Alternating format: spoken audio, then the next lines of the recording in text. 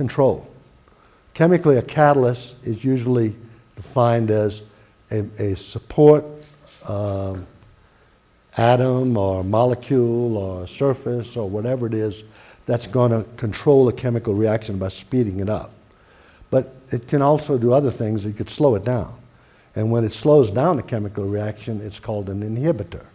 Okay? So the two go together. Catalyst is positive, which of course speeds up a chemical reaction.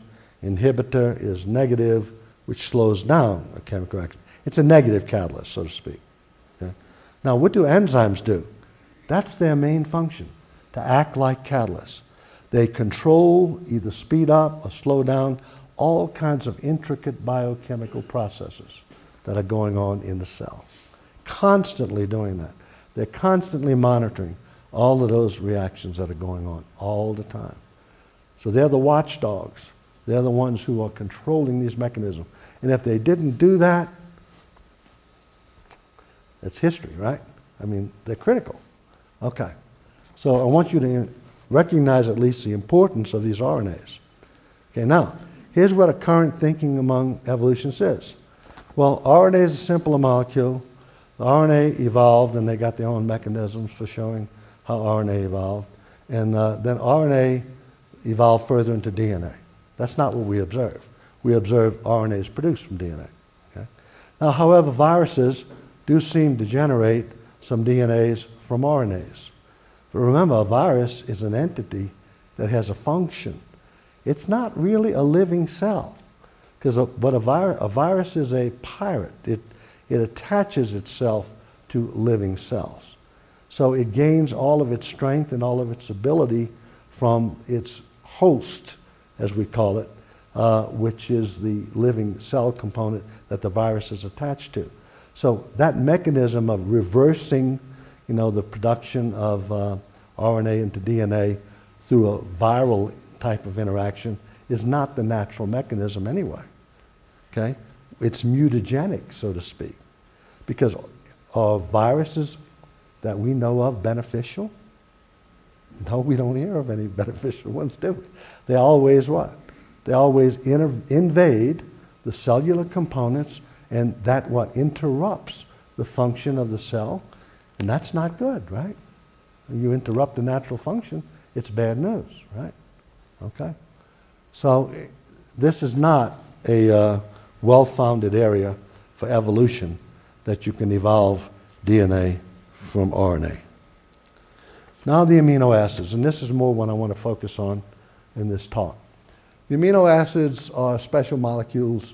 They're called amino acids because they contain a functional group in chemistry called the acid group, and it's called the carboxyl or carboxylic acid group, as it's called. And they also have an amine group, which is a nitrogen as well, attached to it. Okay? Now, I'm not going to go into all details, but the carboxyl group is this. It's a carbon with an oxygen and an OH. And the thing about this OH is that hydrogen can come off, and the hydrogen comes off as an acid. Okay? So that's what makes it an acid. The amine part is a nitrogen group, this group, with a hydrogen attached. It doesn't release hydrogens, it accepts hydrogens. It's called a base. So acids can release, but bases accept. See, they do just the reverse. Well, the amino acid has both of those things. See, here is a carbon with some hydrogens and some other group. R1 is some other carbon function. And here's a nitrogen with 3 hydrogens. It's got a plus charge because it has an extra hydrogen on it. We say it's protonated.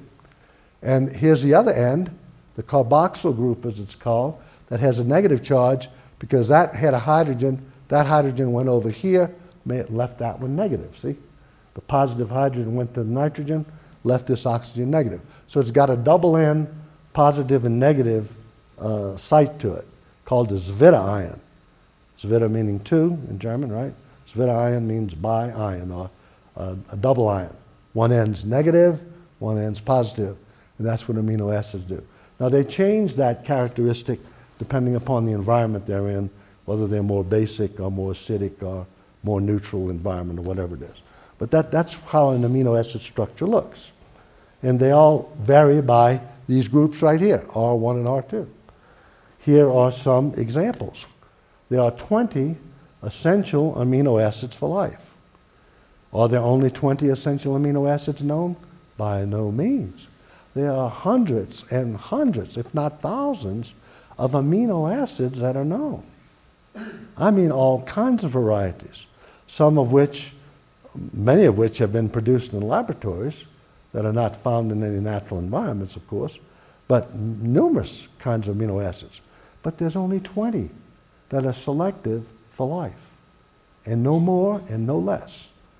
Most of them are reproduced automatically within a cellular function, but some of them are not. Some of them have to be received as nutriment. Okay? So those are called the essential amino acids. Now, I'm not going to go through all of these, but you can see how they're changing. Okay?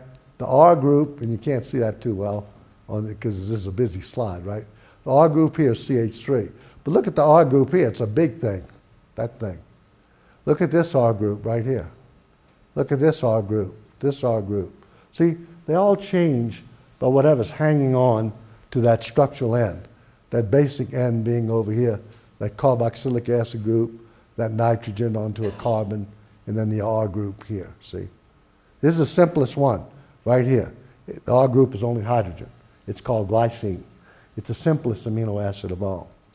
And then here's histidine. It's got a pretty busy R group on it, and so on. You can keep on going until you go down to 20 amino acids, okay? Every one of them has its unique role. Every one of these 20 amino acids. And the way they fit in when they start to build proteins is just mind-boggling. I mean, it just goes beyond the imagination to see how they are maneuvered and adjusted into place in such a way that they uniquely fit in the right place, in the right order,